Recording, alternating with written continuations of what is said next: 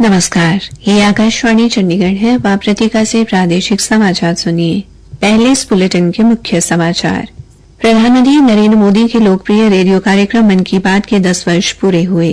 Bharatiya Janata party ने आरोप लगाया है कि दिल्ली में कल जिस ड्रग सिंडिकेट का पर्दाफाश हुआ है, उसका मुख्य आरोपी और सरगना कांग्रेस पार्टी से जुड़ा है। हरियाणा में चुनाव प्रचार थमा। अब राजनीतिक दल या उम्मीदवार किसी प्रकार की बैठक या जनसभाएं नहीं कर सकेंगे। हरियाणा में चुनाव प्रचार के अंतिम दिन विभिन्न राजनीतिक दलों के स्टार प्रचारकों ने उम्मीदवारों के पक्ष में जनसभाएं व रोड शो किए और बीजेपी नेता योगी आदित्यनाथ ने कांग्रेस पर झूठी अफवाहें फैलाने का आरोप लगाया।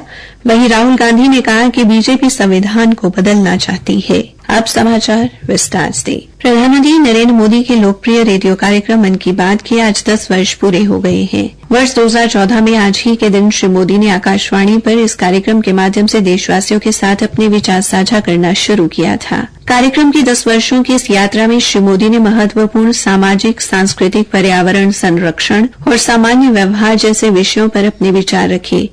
मन की बात कार्यक्रम प्रधानमंत्री और आम नागरिकों के बीच संवाद का एक सशक्त माध्यम बन चुका है।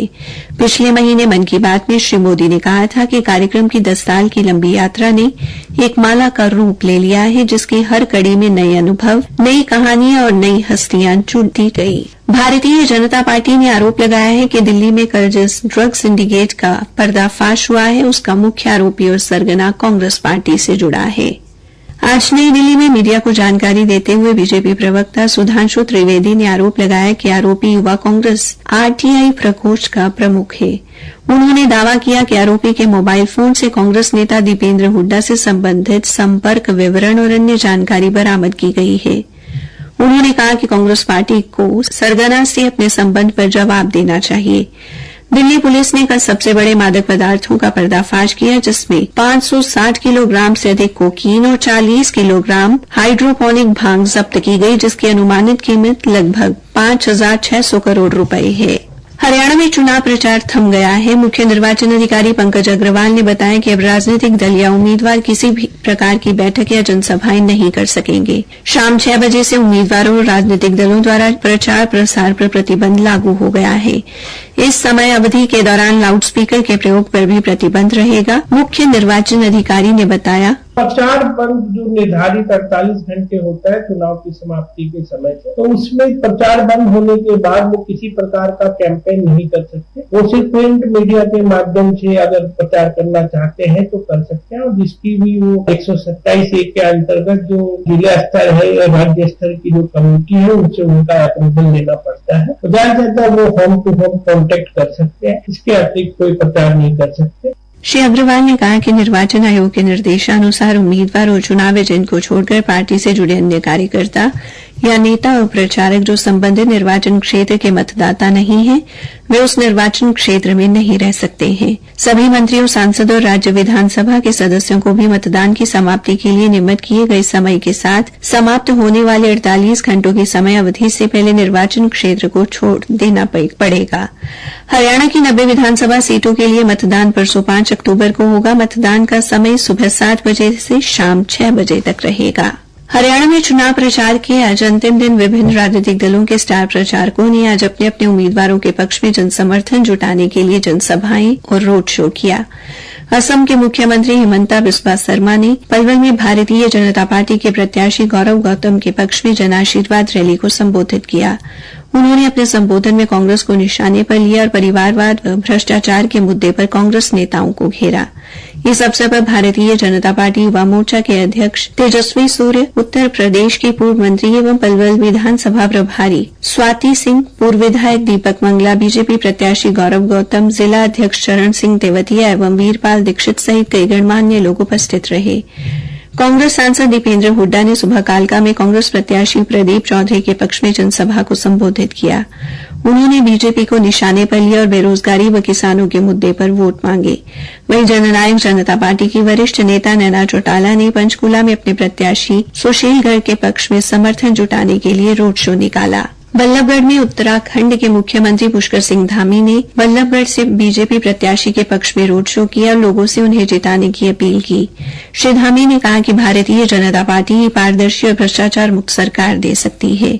हरियाणा में बीजेपी सरकार ने बिना खर्ची व पर्ची मेरिट पर सरकारी नौकरियां दी हैं। आम आदमी पार्टी ने आज कुरुक्षेत्र की थानेसर विधानसभा से प्रत्याशी कृष्ण बजाज के समर्थन में रोड शो निकाला। रोड शो में पूर्व सांसद एवं आम आदमी पार्टी के वरिष्ठ नेता डॉ सुशील गुप्ता सहित पंजाब के वित्त मंत्री हरपाल चीमा भी उपस्थित रहे। रोड शो महाराजा अग्रसेन चौक से होता हुआ गुरुद्वारा छठी पातशाही से निकलते हुए शहर के मुख्य मार्गों से गुजरा। प्रादेशिक समाचार आकाशवाणी चंडीगढ़ से प्रसारित किए जा रहे हैं। भारतीय जनता पार्टी के प्रखर नेता एवं उत्तर प्रदेश के मुख्यमंत्री योगी आदित्यनाथ ने आज जिला जींद के सफीदों और जिला कुरुक्षेत्र के शाहबाद में जन आशीर्वाद रैली को संबोधित किया। सफीदों में बीजेपी प्रत्याशी रामकुमार गौतम के पक्ष में मतदान की अपील करते हुए उन्होंने कांग्रेस पार्टी को निशाने पर लिया। उन्होंने कांग्रेस द्वारा रामलला के मंदिर की स्थापना के कार्य में बाधा डालने का आरोप लगाया। उन्होंने अनुच्छेद 370 को जम्मू कश्मीर में कांग्रेस की देन बताते हुए कहा कि प्रधानमंत्री नरेंद्र मोदी की अगुवाई में यह अनुच्छेद समाप्त किया गया। श्री योगी आदित्यनाथ ने कहा कि कांग्रेस हर वर्ग का शोषण करने और बांटने का काम करती है। भारतीय जनता पार्टी की केंद्र और राज्य सरकार की उपलब्धियां गिनाते हुए उन्होंने कहा कि कांग्रेस झूठी अफवाह फैलाकर लोगों को गुमराह करती है।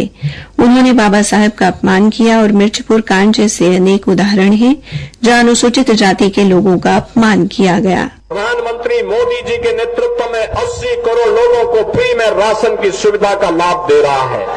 बहनों और भाइयों, 12 करोड़ किसानों को किसान सम्मान निधि, एमएसपी 24 जीन्स पर एमएसपी का लाभ अन्नदाता किसानों को देना, यह गरीब कल्याणकारी योजनाओं का लाभ आज समाज के हरेक तबके को किस रूप में प्राप्त हो रहा है, इसका एहसास ये डबल इंजन की भाजपा की सरकार ने 10 वर्ष के अंदर कराया है। योगी आदित्यनाथ ने कहा कि यह चुनाव हरियाणा के विकास पर सुरक्षा तथा सुशासन एवं समृद्धि के लिए है। शाहबाद में बीजेपी प्रत्याशी सुभाष कलसाना के समर्थन में जनसभा को संबोधित करते हुए एक बार फिर अनुच्छेद 370 और अयोध्या में राम मंदिर का जिक्र किया। हरियाणा में बीजेपी सरकार ने बिना खर्ची व पर्ची के युवाओं को नौकरी दी है। प्रदेश में औद्योगिक विकास के साथ साथ रेलवे का विकास हुआ है। योगी आदित्यनाथ ने कहा कि जो कार्य कांग्रेस 60-65 वर्षों में नहीं कर पाई वो मोदी सरकार ने कर दिखाया है। जनसभा में सांसद नवीन जिंदल भी उपस्थित रहे। कांग्रेस नेता राहुल गांधी ने आज नूंह और महेंद्रगढ़ के भवानिया गांव में कांग्रेस प्रत्याशियों के पक्ष में जनसभाएं की। इस अवसर पर सांसद दीपेंद्र हुड्डा और पूर्व मुख्यमंत्री भूपेंद्र सिंह हुड्डा उनके साथ उपस्थित रहे। अपने संबोधन में राहुल गांधी ने बीजेपी पर संविधान बदलने की तैयारी और बेरोजगारी बढ़ाने का आरोप लगाया। नूंह में एक चुनावी सभा को संबोधित करते हुए उन्होंने बीजेपी पर तीखे हमले किए। हमने यात्रा की कन्याकुमारी से कश्मीर तक, और जहां भी बीजेपी वालों ने नफरत का बाजार खोला वहां कांग्रेस पार्टी ने मोहब्बत की दुकान खोली। पूरे देश में ये हमारा तरीका है। हम मोहब्बत की बात करते हैं, जोड़ने की बात करते हैं, वो नफरत फैलाते हैं, देश को तोड़ने का काम करते हैं। उन्होंने बीजेपी सरकार पर उद्योगपतियों को लाभ पहुंचाने का आरोप भी लगाया। उधर चुनाव से ठीक पहले बीजेपी नेता अशोक तंवर राहुल गांधी की मौजूदगी में एक बार फिर कांग्रेस में शामिल हो गए। वो तृणमूल कांग्रेस और आम आदमी पार्टी में भी रह चुके हैं। लोकसभा चुनाव में उन्होंने सिरसा से कुमारी शैलजा को चुनौती दी थी, लेकिन उन्हें हार का सामना करना पड़ा। अंत में मुख्य समाचार एक बार फिर। प्रधानमंत्री नरेंद्र मोदी के लोकप्रिय रेडियो कार्यक्रम मन की बात के 10 वर्ष पूरे हुए। भारतीय जनता पार्टी ने आरोप लगाया कि दिल्ली में कल जिस ड्रग सिंडिकेट का पर्दाफाश हुआ है उसका मुख्य आरोपी और सरगना कांग्रेस पार्टी से जुड़ा है। हरियाणा में चुनाव प्रचार थमा। अब राजनीतिक दल या उम्मीदवार किसी प्रकार की बैठक या जनसभाएं नहीं कर सकेंगे। हरियाणा में चुनाव प्रचार के अंतिम दिन विभिन्न राजनीतिक दलों के स्टार प्रचारकों ने उम्मीदवारों के पक्ष में जनसभाएं व रोड शो किए। इसी के साथ ये समाचार बुलेटिन समाप्त हुआ।